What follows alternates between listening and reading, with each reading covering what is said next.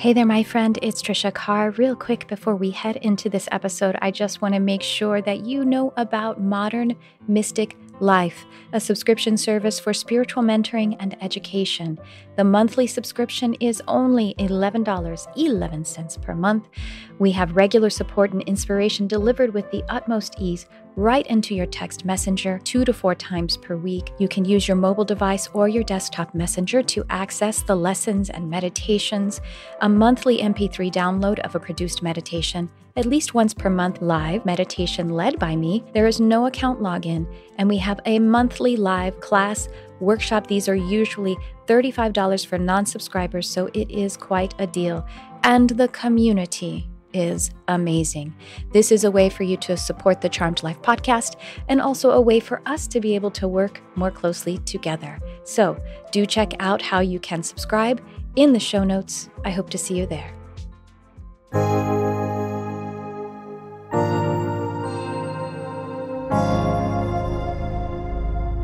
Hello and welcome to the Charmed Life podcast. This podcast is all about magic, metaphysics, mysticism, and the unconditional love of the universe, and I am your host. My name is Tricia Carr.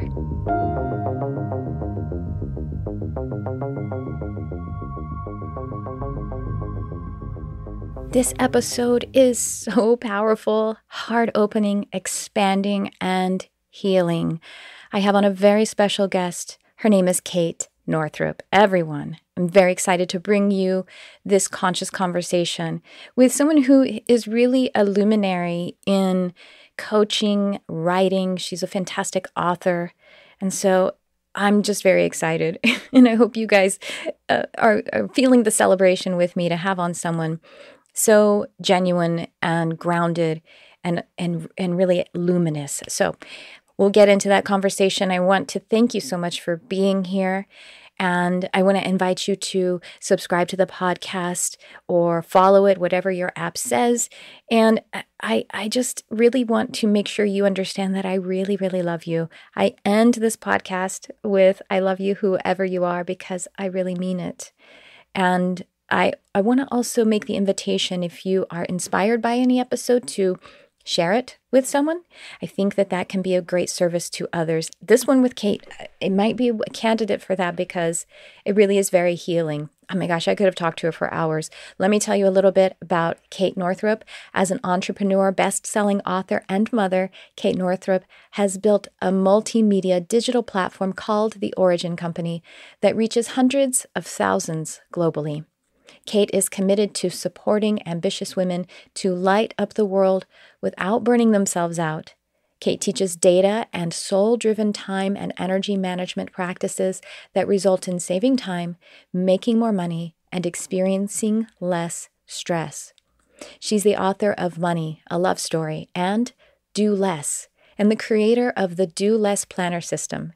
Kate's work has been featured by Oprah Daily, The Today Show, Yahoo Finance, Women's Health, Glamour, the New York Times, Harvard Business Review, and so much more.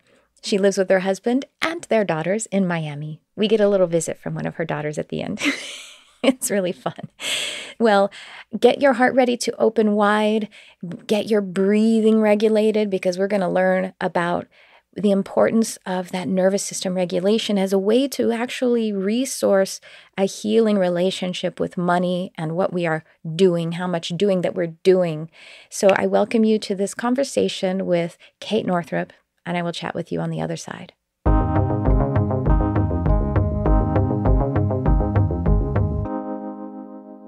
Kate, I am so excited to bring you into this world that I've created, the Charmed Life world, because I feel like you inspire so much magic, so much charm. And you've been doing it in a way as like a pioneer, because I know you've had this illustrious entrepreneurship and been of service for such a significant amount of time. So I'm deeply, deeply honored to have you here.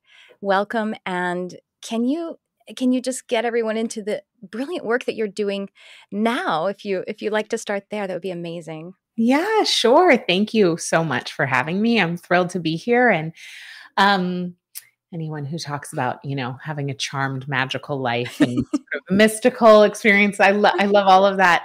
So I really ground women in healing their relationship with time and money, specifically through the embodied experience of living here in a body on planet Earth. So nervous system regulation, energetics, feeling states, and really creating heaven on earth through accessing the power available in our bodies. That's incredible. It seems like it's been triply, tenfoldy more important since we had this whole world event of the pandemic and everything, and a lot of shift in our lifestyles. But you've been doing this kind of work for even before this kind of crazy stuff came up. So that's amazing. Thank you for that. You're welcome. Yeah, I've been at it for a long time. I've been really catching up to the fact that I'm not new. I've been at it in some shape or form, really for like 20 years, but in its current iteration, close to that since 2009. Okay. But you started by blogging, right? You're an amazing writer. I love the books that you've published. I feel like they really do heal the money wound that we all seem to have. And women really, oh my gosh, women really have a money wound in our modern society. But your books are so healing, and all of your writing. But is that right? Do I have that right? Am I recalling it? Yeah, you're correct. I started as a blogger, and I actually had a different business, and I started my blog as simply an outlet for creative expression. I didn't know that a blog was really like a business strategy. And then I started making money from it, and I was like, what? This is amazing. So yeah, that's how it got started. I think I started my blog in 2010. That's really great. That formula is really the way to build a magical life is to just do something that you love and somehow people pay you. That's great. Yeah, it's funny because I think we come back to things over and over and over again from a higher level of consciousness. It's really this upward spiral, this upward cycle. And I have been revisiting that a lot as I think about abundance. And I'm revisiting my first book, Money, a Love Story, and my first course, the Money Love course. And I'm updating and thinking more about money for the first time in a decade. And there really is that element of creative spark and creative expression, and the way in which power in our bodies and life force shows up as creative expression, and how creativity is a way that we can make abundance manifest in our life, and that abundance really likes to follow creativity because it's really that pulse of divine life. And so, it is interesting just thinking about how that was something I wanted to do just for fun and just because it felt good. And then it turned into a 6-figure business actually relatively quickly, which is also kind of cool because I never took a course on like 6-figure blogging or anything like that. Even though if you teach that, that's great. You kind of wrote the course for yourself. Yeah, it was like write about what you feel like and then talk about things that excite you was sort of my formula. And I love that you are serving women, and especially who are needing to find that balance, that center point again. Because I think you work very much with the principles of nature, as I can see in Origin Company, and I do too. And so I'm like, I find so much resonance with your work. We need to remember that we are nature, and creativity. Nature is creation, is creativity. So somehow being able to tap into that, what is your genuine, it's what we're looking for. Purpose is your creativity, the font of your creation, right? And I just love that you're helping people who are already entangled in the web of all of the craziness, being pulled in different places, and starting with the simple part of that, like nervous system regulation. Can you expand on the importance of that? Yeah. So, you spoke about how we are nature. And it's really important to realize that our bodies are literally made of nature. Like we are nature, we are animals. Mm-hmm. And our bodies are wired for survival, which is such a beautiful adaptation. So grateful for that. Otherwise, we wouldn't be here. But very similar, or literally not similar, the exact same thing as how an animal in nature is wired for survival. That's how our nervous systems work. And so our nervous systems are a whole series of nerves and connections running from our brain all throughout our body that allow us to make micro adjustments without having to think about it. It's a very do less system, very convenient. We don't have to be thinking about constantly like, oh, how can I balance on this chair so I don't fall? You know what I mean? Like there's so many things that are just happening. Thank goodness we're breathing without having to think about it. Our hearts are beating without having to think about it. Our temperatures are regulating. There's a lot happening. Beautiful system. We have what's called a range of resonance. So one of my nervous system healing teachers, Tel Darden, calls it a range of resonance.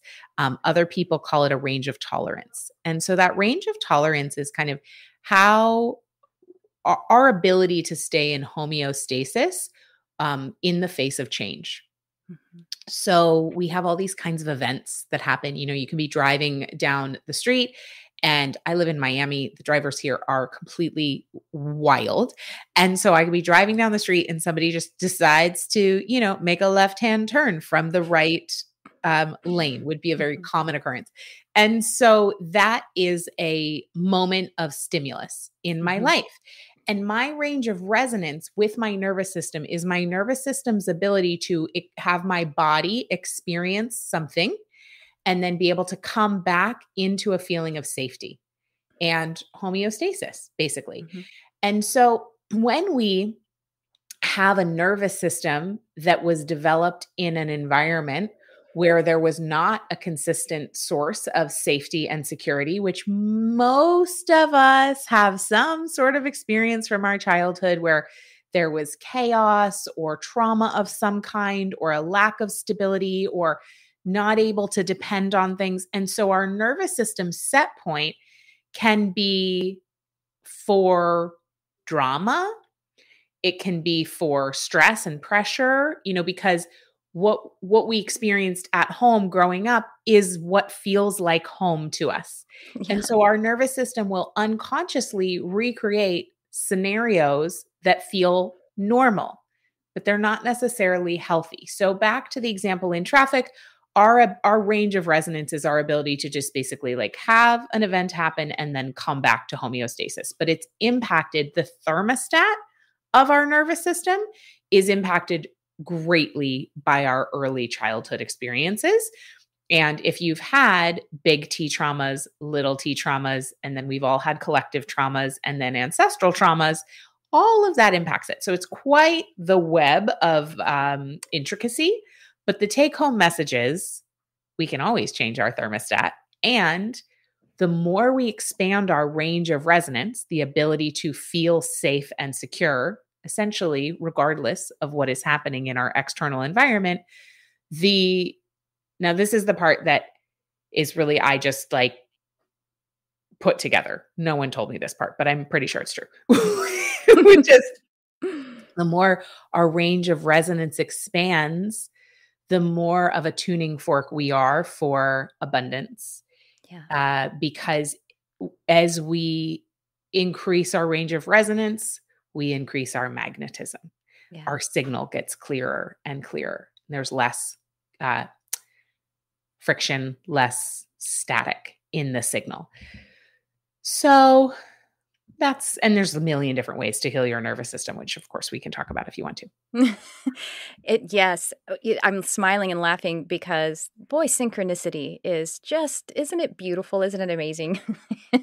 And I'm experiencing it right now because this morning before I came into the studio, my husband and I were talking about just literally that. And he was talking about, you know, our cats are sitting here and I was talking about how cats they're mostly in alpha beta state. Yeah, I mean, alpha brain state, I should say. They have a lot more alpha brain waves than humans do.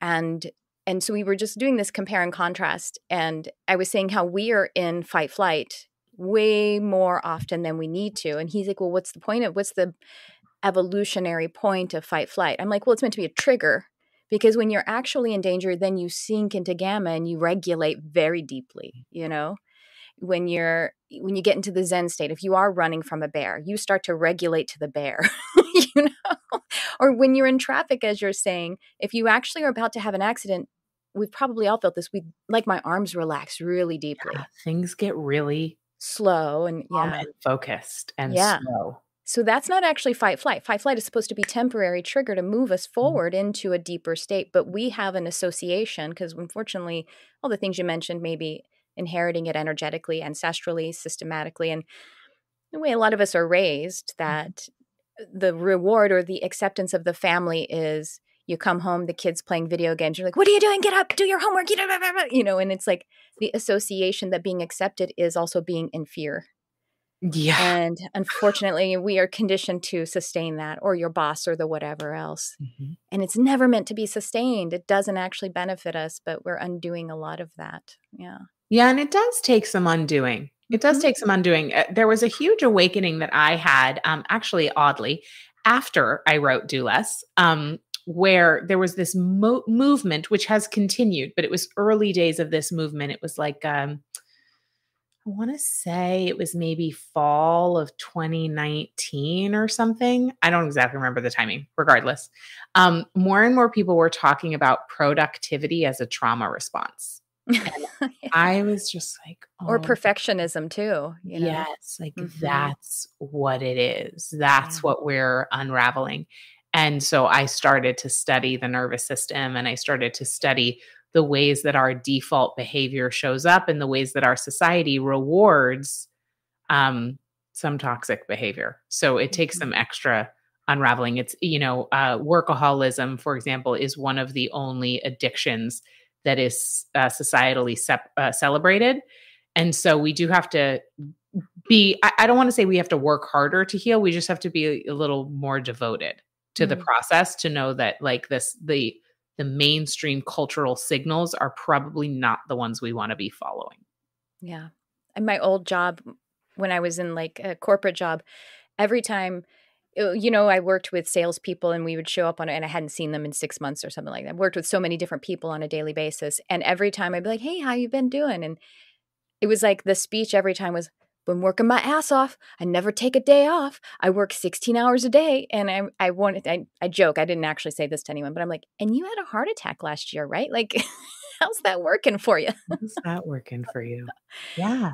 It's the switch of discipline too. It's interesting because we think we're being disciplined by being highly productive, but I love to look at what the word discipline is about. The root word is disciple. Mm-hmm. To whom or to what are you being a disciple? And so maybe we need to shift discipline to being a disciple to our well-being. I love that. And one of the things that I talk about in my work is, if you really want to get honest with yourself about what you are being a disciple to, take a look at your schedule. Yeah. And what we are doing with our time is what we are being a disciple to. And so if you say what matters to you, that's great. But when you look at your calendar, that's what actually matters to you, or that's what you're voting for with your time. So if it's all work, great. Just be honest about that and say work is the most important part of my life. But if you're saying, it's family, it's my health, it's my kids, it's the people I love, and those things are not on your schedule, then you just need to be honest with the fact that you're not in alignment. Mm-hmm. You can at least cut out some of that, the pain of the dishonesty within you. I mean, yeah, if your health is important, but you don't have time to move your body or to prepare sensible, healthy meals, or however you would get them, then it has fallen off the priority list, I guess. Yes. And we come by that honestly. So no judgment here, like not at all, but it's wild. Okay. So you mentioned the pandemic earlier. Mm-hmm. I am somebody who, I love to move my body. I was a dancer. I'm a trained yoga teacher. I'm trained in like every mind, body, fitness thing you can imagine. I just don't teach any of them. So, and I was one of those people who really struggled. It was just like a daily struggle of I'm having trouble finding time to move my Yeah. body. And every day it was like, am I going to exercise? I don't have time. I have so much to do. Am I going to, it just went on and on and on. 2020 hit suddenly. So I had at that time a 2-year-old and a 4.5-year-old. I was running my company, and like the face of the company. So wasn't somebody who could just like step away. And, suddenly daycare was shut down. So I had no childcare. And I needed to make it all work basically in 4 hours a day. So I needed to get my work done that used to take about, 8 hours in 4 hours a day because my husband and I were doing halfsies. And suddenly I started doing this workout called the class. I don't know if you've ever heard of the class. No. It's wonderful. Definitely incorporates, it's very nervous system aware. Oh, cool. And I suddenly had time to to move my body for an hour every day and also be with my kids and also get my work done, because there was something about healing my nervous system through that work that allowed me to break out of the limiting pattern of telling myself I didn't have time, which is just outdated programming. Yeah. So it was I didn't like try to overcome the habit. I didn't start a daily, habit of moving my body every day, even though you could totally do that. But I find that my most lasting habit changes have come as a byproduct of nervous system work, not as something that I've embarked on from my brain being like, now I'm going to form a new habit. The habits just happen by themselves when they're being planted in a substrate of that range of resonance, increasing my capacity to feel safe no matter what's going on around me. So, and the nervous system regulation and the resonance to the capacity to feel safe really speaks entirely to your state of being. Being is what causes doing. It's not the other way around. We think that doing is what makes our life better. We completely forget about the being aspect of it. I had a similar, somehow before the pandemic, I had put on some, extra weight and also was moving my body less and less and less and less and less. And so, and then the stress of all of it. And I was like, I know how to do this. I've done it a million times and I prefer and I like and I enjoy, but it wasn't happening. Mm-hmm. So I had to change my state of being. And then the doing just happens. Yeah. It's so true. It's so true. We talk about that in the work I do around money, that the lie that, again, we all sort of believe on some level is that what's going to solve our problems is if we just make more money. Mm-hmm. But I know many, many, many people and have been in this place before where no matter how much more money I make, I still feel fearful and anxious about money. So just like adding more money to a fearful and anxious soil just adds fertilizer to it, as opposed to changing state. So finding that state of calm, finding a state of abundance, finding a state of gratitude, and then witnessing how the doing shifts, how the habits shift. Because what the sort of soil we're planting the seeds of behavior in really matters. It really matters. How we're doing something and how we're showing up matters, I think, more than what we're doing from an energetic level. And we will be right back. Hello there, it is Tricia, and I wanted to make the special invitation to you to join Easy Intuition and Meditation Coaching.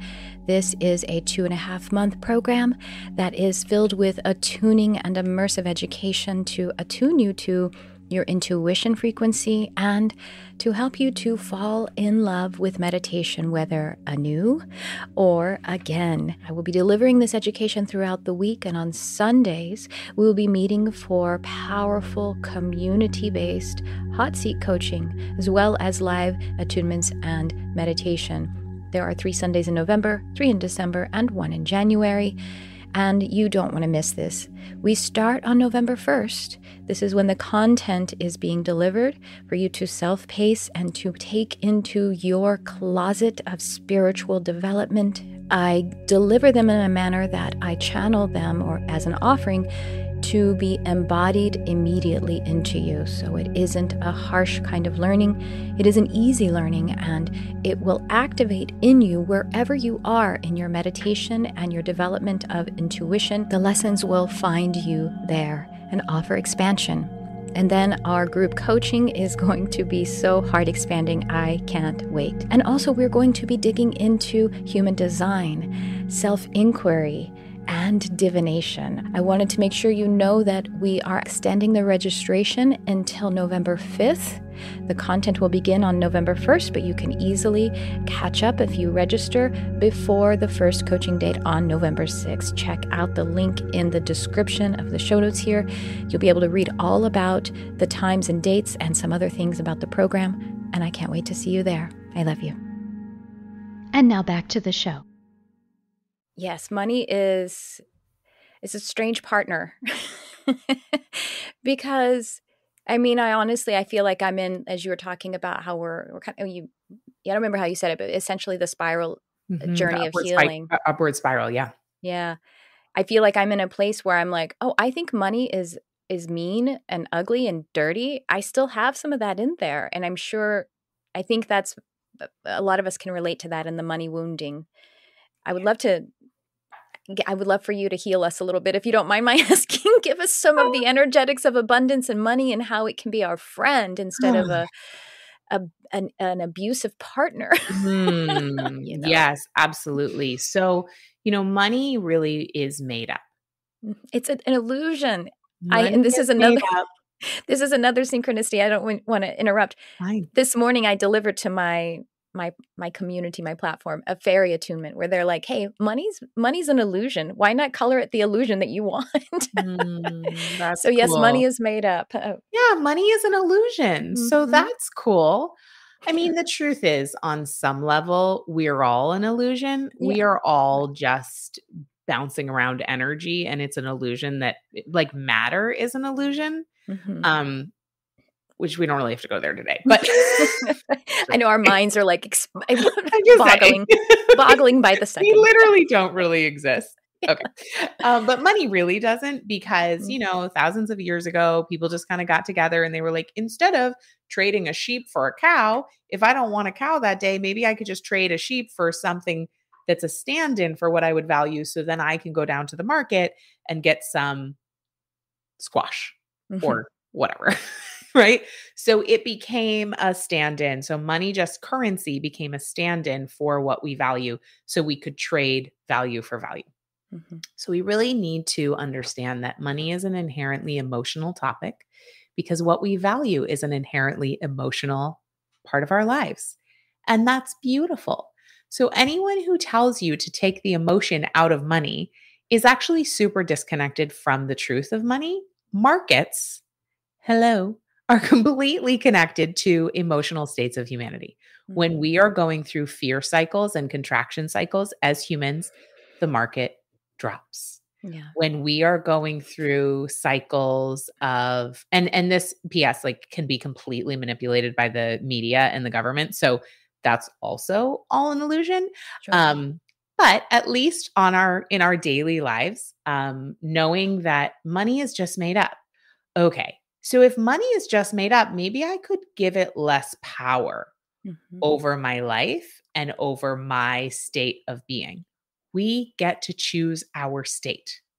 Yes. And when we are in an aligned state of feeling safe now, of feeling grateful now, we automatically expand into a state of abundance. And that abundance doesn't have to come from how much money is in our bank account. You and I both know people who experience an incredibly abundant life and have a relatively low income. Mm-hmm. And we also know people who have an incredibly high income and experience a life of lack and limitation. Yeah. It is a choice, but it's not always just a mental choice. So that's where the money mindset work in the personal development world, I think, has done us a disservice, because we didn't understand, right? When I wrote my book, Money, a Love Story, no one was talking about the nervous system. No one was talking about somatic healing. No one was talking about trauma, or maybe they were. It just wasn't nearly as common of a conversation. Now we're understanding, oh, you can't just think your way into a new state. What lives in the body lives in the body. We cannot think our way into healing. We cannot think our way into moving something out of the body. We have to feel our way. Mm-hmm. And so when it comes to money, because money is just energy and because emotions are just energy, we can really work with that, just like what I was saying, our range of resonance to expand our capacity to feel safe, worthy, grateful, abundance right now. Right now. Like right now, let's do it. What is something around wherever you are, if you're driving, listening to this, if you're cooking dinner, what is in your current environment or in your current life that's something that could tap you into a feeling of gratitude? Mm-hmm. For me, I've got these 3 pens. They're just sitting on my desk. They all write really well. And I really love them. And they're a symbol of my creative expression. I love to write. All of these are full of ink. It's really abundant. Like this represents to me just tremendous abundance and gratitude. So when we tap into that, then we're in the vibration of plenty.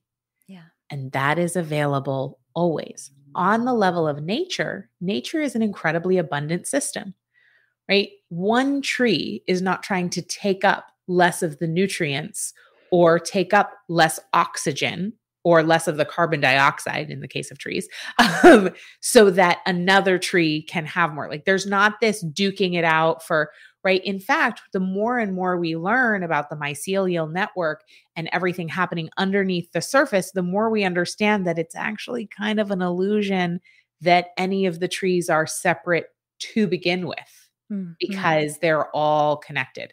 That's true of human beings too. Marianne Williamson says this thing that we are all just waves in the same ocean. Like we are not separate. We're just different expressions of the same ocean. So when we get into this feeling of like, I have this, somebody else doesn't, or somebody else has this, that means I can't. That's the illusion of separation. That's when we're buying into the illusion that money is real. It really is just this symbol of energy exchange. And what's true is that there's more than enough for everyone. And what's the lie is that there's lack and that there's not enough. Now, we do have 3D systems of oppression and systemic inequity that do make that seem like super, super duper real, because that's the real lived experience of human beings. And yes, we can tend to that and address it and acknowledge it and work to right harms. And we don't want to focus all of our energy and attention on inequity and the lack, because when we do that, we are further beating the drum of continuing to perpetuate a lived reality that none of us are interested in anymore. Like none of us wants to live in a system of profound inequity. And so it's more important to live sort of the sci-fi reality, like live into the desired future right now and do what we can to create systems of equity and abundance right now to heal the past, illusions of separation and the past illusions of lack. So this is a lot of things I said, but I love them all. Yeah. And the thing is, the separation feels so bad. It is not inside what our organism, what our nature wants to be acceptable resonance. Separation feels bad because it's not true. Competition. Separation feels bad because it's not true. It's a lie. And your body, your nervous system, your energy, your emotions are saying no. And that's what that bad feeling is. That's why loneliness feels so bad, or, lack of any kind feels so bad.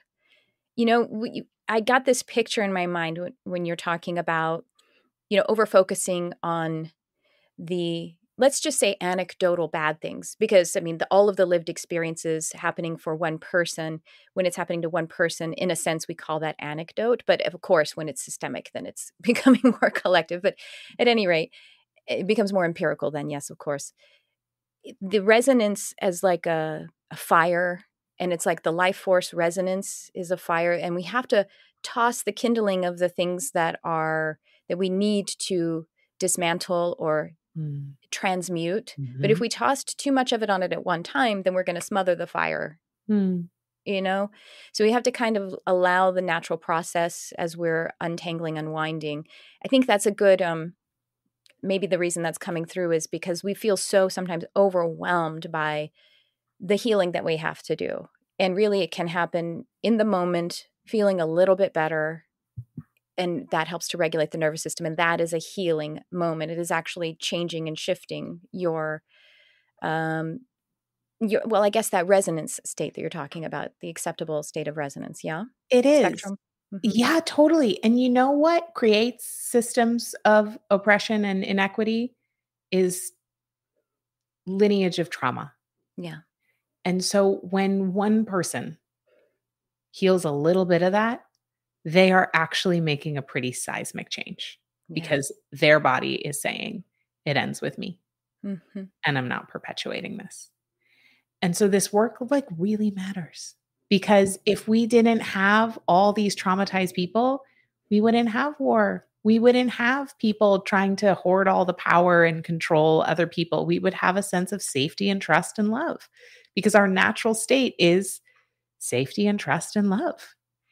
And so this work does really matter. And I love what you're saying of that like changing state and being at a trigger point or in a moment of intensity, and then choosing grounding, choosing breath, choosing opening the heart, choosing taking a beat instead of lashing out. Like all that stuff, I really want to turn it back to the larger context that it makes a huge difference. Like, yeah, it feels good to the one individual for sure, but we're not separate. Yeah. So that's the illusion. It's not just you. It's not just me. It's me and my babies, and it's me and my neighbors, and it's me and the people at school, and it's me and my friends, and it's me on the people I talk to on the internet. And each of our states has a specific vibration. If it's strong enough, if we're strong enough in that vibration, if we keep choosing it over and over and over again through not only our minds, but more importantly, our bodies and our resonance, we can literally change other people's. Like they will join us on that frequency if ours is steady enough. We know this. When somebody walks into a room and they're just like in a bad mood or just have bad energy, like it just feels terrible and you don't want to be around them. But when somebody walks in and they are just feeling themselves and they're like charming and wonderful, you just want to be around them and the whole room changes. And it just feels so lovely. We do have the ability to uplift or really depress everyone around us. And we can use that power for good or not. But that really is the healing capacity that we have. So it's for us first and foremost. And then the great news is we can't help but have a positive impact when we choose that. And it being for you is so important to realize, because I think there's sometimes we think, oh, the highest vibration is the best one and it wins. But no, it's like you said, the steadiest. And so it is the steadiest. Yeah, it's the one that insists, the one that says, no, I will stay, or yes, I will stay, I guess. I remember this one story came to mind of my own life where I went to, again, in my old job, and I was going to a business meeting lunch, and I had been high vibe, and I meditated, listening to whatever I was listening to in the car. I was happy as can be. And I like these people. And I show up and they were all sour faced. And I felt myself choose that. I felt myself go, oh, I better not be happy because they're all unhappy. And I relented. I let go of it. And I felt like dog crap afterward because I'm convicting myself. I chose that. I had a high vibe, but I didn't keep it steady. I chose to give it over because I get my conditioning thinking that if I'll be rejected by the group, Right, which is and real. that's death. Like, that's also real. I mean, Mhm. we have these wounds of being, because there is like a negative pleasure we get from having commiseration. Yeah. And it's a societally learned behavior, again, from childhood, that like gathering around hardship gives you a sense of belonging. Mhm. And that when you are, tall poppy syndrome, crabs in a bucket, right? When you rise into a different way of being, then that's really confronting for other folks who don't have the resources, who don't have the wherewithal, who are just committed to their suffering, whatever, right? And so it is true. Like, we do lose relationships when we choose not to be in a state of drama all the time, or not to be in a state of suffering. So that's real. But then we also need to ask ourselves, like, did I want that relationship to begin with? Right. If this relationship was required me to shrink, is that somebody I want to have in my life? And the only way that we can consistently um uplift others is by choosing the steadiness Mhm. of our own state of being. And they can either join us, which sometimes they will, or they won't. But at least we've chosen that state, because we are never going to help anybody by shrinking. Right. 100% of the time, Uh, it doesn't help. I know how Esther Hicks says that. Abraham Hicks says, "You can never get sick enough to make someone else well." It's It's such a just simple thing to true. say. I mean, it's just true. Yeah. And you can never get poor enough to help someone else be wealthy. Right. It does, like, that's not how the money system works. And so that's what so many people are operating, as though, like, if they have more, someone else will Yeah. automatically have less. But it's not, money is made up. It's not a zero sum model. It literally doesn't work like that. The United States, between the years 2020 and 2021, printed 40% of the money Yeah. ever printed in all time. It Right. is We haven't literally had gold just standard in made up. forever. Yeah, which is not good for the economy, but that's like a whole other conversation. So Yeah. the money is also completely made up. Mhm. So we just get to choose, what Yeah. economic state am I going to live in? Because there's Yeah. always an exception. And the spirit is sort of whispering in my ear, and they're saying the thing that I'm leaving out of the story that was available to me that could have at least offered a bridge is compassion. I could have had compassion for where they were, yet also held my state and seen if there was some way that there Mhm. was healing between if there was a healing resonance. But I abandoned that. I took shame on instead. I decided to make myself Mm. smaller. Yeah. Yeah, compassion is always available. Mhm. Yeah, Yeah. that's beautiful. I want to talk about Origin Company, your Origin Company. And I'm saying it I'm saying Yeah. it like my mom would say. I want to talk about the Origin Company. That's perfect. I love it. Moms either add or delete articles where they don't belong. So anyway, Yeah, I'd love yeah, to hear yeah. about your company. Let's talk about the Facebook. Um, Yeah.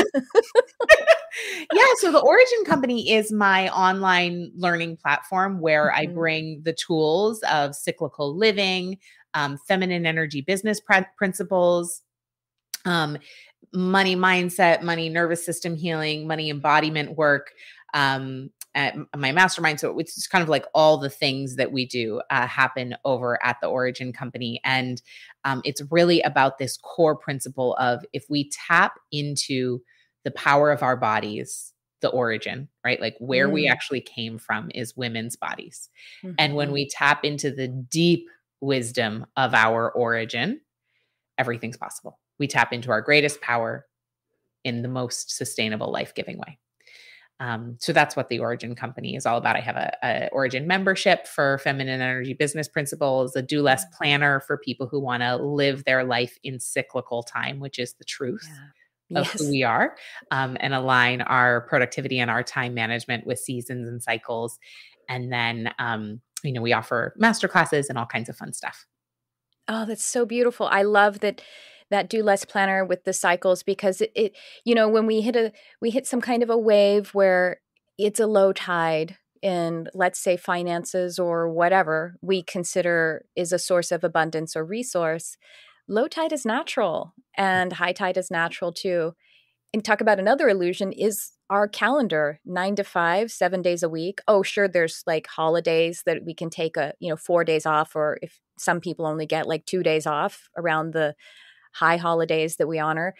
And, and then fortunately, we do have things like kids go to school at a certain time and then they're out. And that adds a little bit, but it's still not real. It's still not organic. It's still not how real natural cycles work. I would love to hear more about what is the Do Less Planner like? It sounds fantastic. Oh, well, I mean, it's right here. It's what I use. I created it because it's the system that I use. But it really has these different sections for tapping into the truth of what's happening with your body. So for example, in the weekly spread, it asks you to fill out like what's happening. Where are you in your menstrual cycle? For example, if you are having a menstrual cycle, what's happening with the moon? Are we in a waxing, ramping up phase, or are we in a waning, winding down phase? And just those questions alone can really help us understand, oh, there are 4 different phases that I go through every month, whether they're in concert with my menstrual cycle or in concert with the lunar cycle.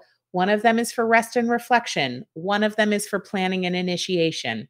One of them is for connecting and being visible. And one of them is for focusing and completing, so that we can just begin to get into agreement with our cyclical nature and stop trying to force ourselves to be in a linear model where we're the same every day, because we literally weren't built that way. It's just like, that's a lie.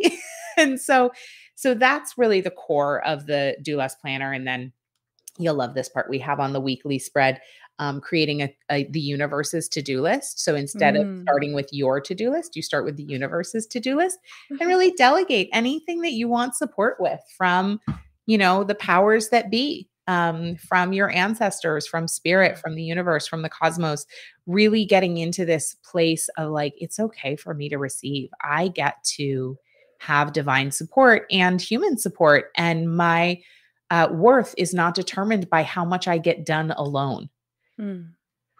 Yes. Alone meaning by myself, but also just like alone.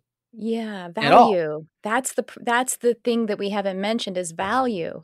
Who we are, our worth or our value. And money is not connected to that in any way. Our worth and value is inherent, is innate, because God or spirit universe created you because you were breathed into being. Yeah. And that's what we get to recapture. And I'm going to be a little crude. Make money just your bitch. It's just one of the things that you include in your life, Yeah, it doesn't need to be the center. And when, of course, the irony or sort of the cosmic joke is that the more we feel our inherent worth, the more we plug into source with a capital S and really get that money is not our source, the easier it is to make money.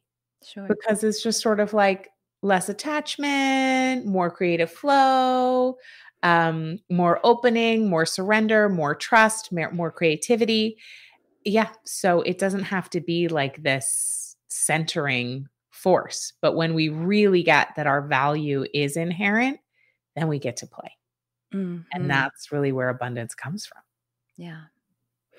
With the lunar cycling, I'm a lunar lady. I love the moon. And I love to think about it as like you're saying, maybe your natural menstrual or your moon cycle.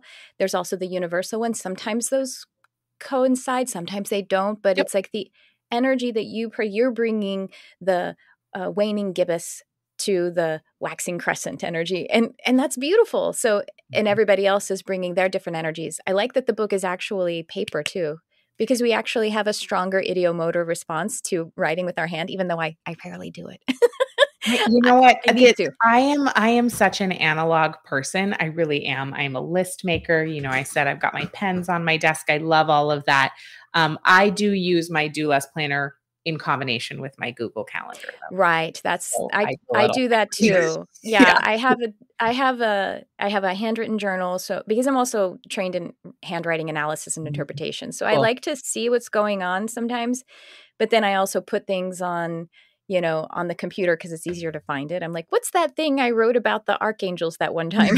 I have to go through a paper book. I'm never going to find it. Well, and that's true. There's so many great like technologies and apps now that Mhm. can make all of that digitized. So, but yeah, we definitely don't want to rob ourselves of the experience of pen to paper Mhm. when at all possible because of what it does to our brains. Because we're analog beings. I mean, we can't, I mean, I guess we're virtually meeting right now, but it's also really great to walk and sit in front of one It another really is. face It to really is. face. And you can't replace that Yeah. with the digital, even though I'm so grateful. I mean, I run Oh, a yeah. 100% online business. So Right, right.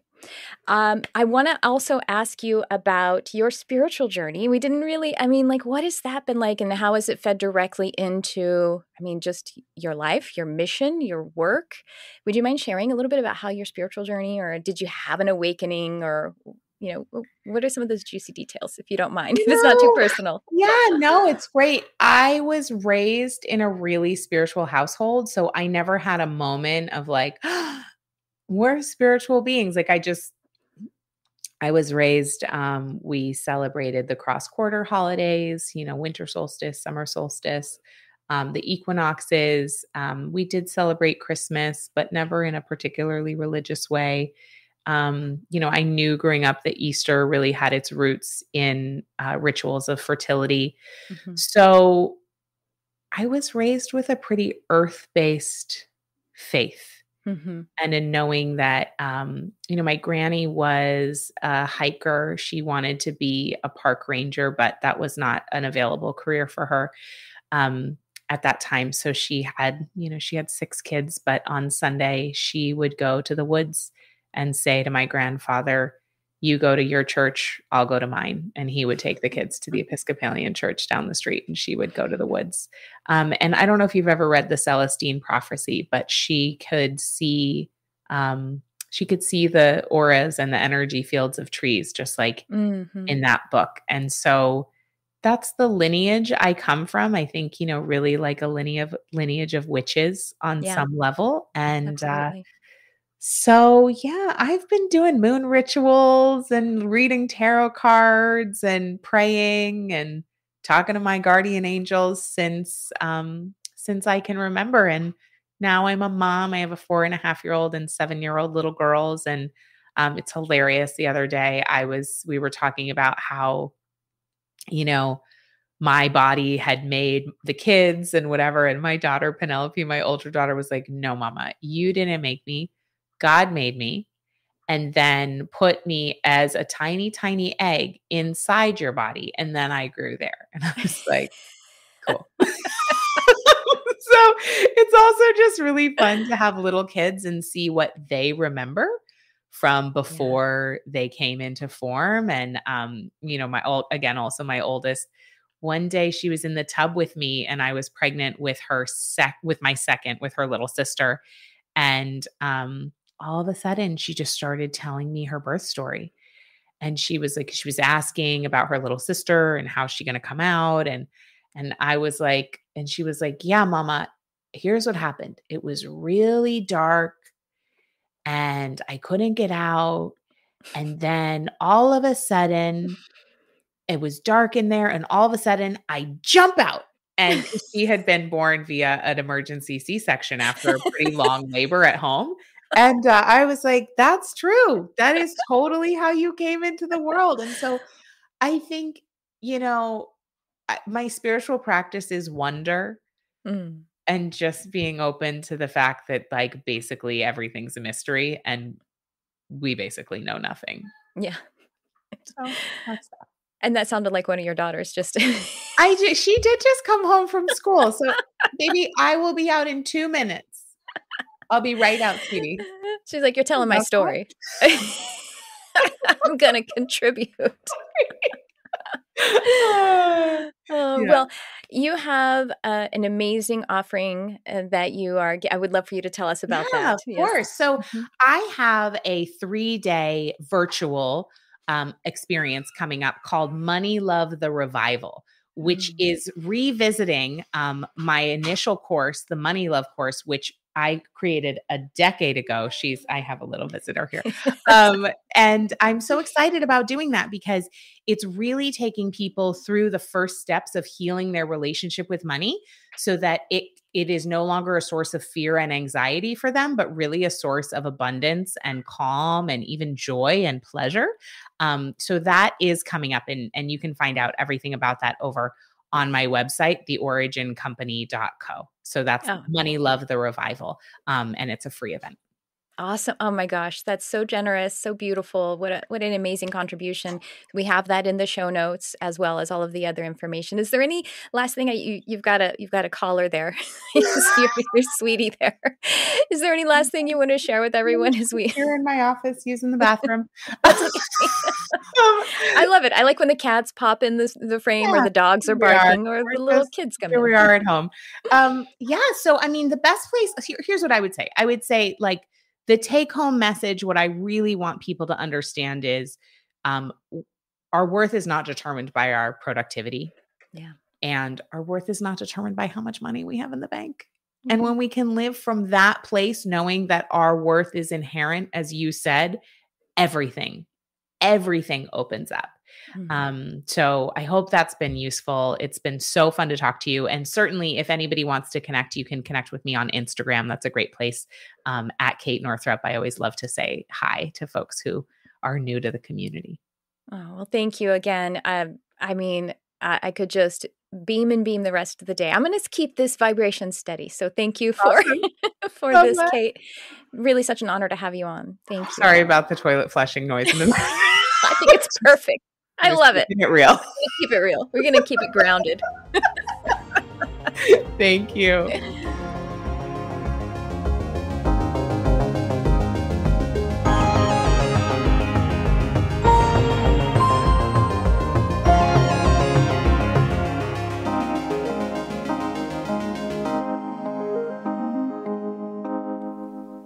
Well, I am going to be at that free event. It starts November 8th. So at the time that we are publishing this, we're about a week out. I believe it's November 8th. Well, check the show notes.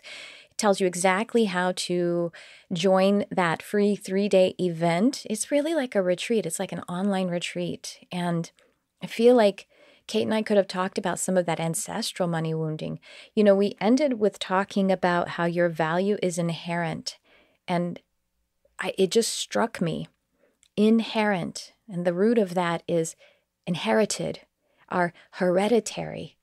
And so I think the money wound is what we're going through now. It is how we are conditioned as a child, as a baby, whether by our caregivers or our peer set or, you know, just the atmosphere of everything. But we really do bring it through in our bones.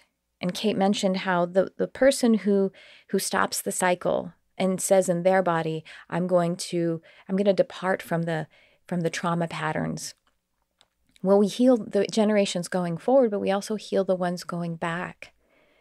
And so I just want to hold that awareness right now, because as we recognize that our value, our worth is inherent, that means that we are also flowing that healing back to the ancestors in our lineage, that their value is inherent and still.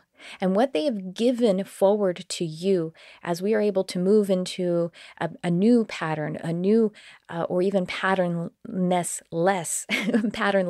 that's what I'm trying to say, in a way that we're living in nature, we're living in abundance, we're living in love, that we can say thank you. We honor what they have moved forward to us.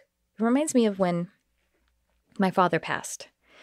When my father passed, he had this interesting departure where his body was still technically physically alive in the hospital, but his consciousness, his spirit had separated from his body, had not crossed over yet, as we say, and also knew that he wasn't going to go back into the body.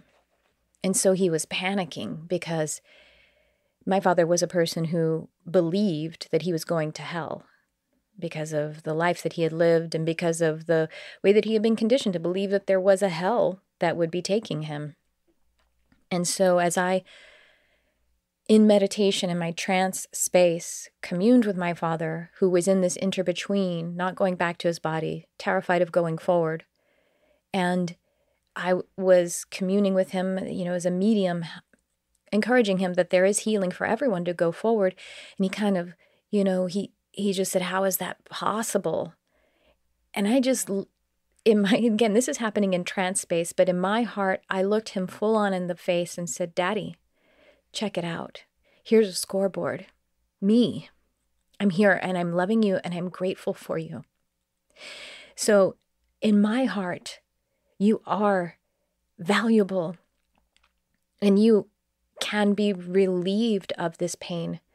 And so, Daddy, yes, of course, if you can look into my eyes as you back into that light, knowing that that you have given me, I'm so grateful for, and all is well. And he backed into the light. And so that moment of complete acceptance and gratitude for everything that had come before between us was a powerful expansion of healing. And my dad, he had a hard life. It was really wrought with disease and violence and, disease of like alcoholism and disease of violence, of pain, which he inflicted. But it didn't matter. It's an interesting way to say it. It didn't become matter in that moment. In that moment, the matter that had become in me, all I could feel was gratitude. And so my dad has and had inherent value. So, I went to a different place, didn't I? I just want us to understand the things that are valuable, the things that are important. And money is an illusion of that. And how much we are generating, how much we are putting out as work, really that's not meant to be the measurement of it. So I hope you'll join Kate's little retreat, her 3-day offering. I will be there. I hope to see you there. And I hope to see you on my YouTube channel sometime when I go live, and connect on Instagram as well. And that's what I have for you in this episode. Thanks for tuning in. I love you, whoever you are.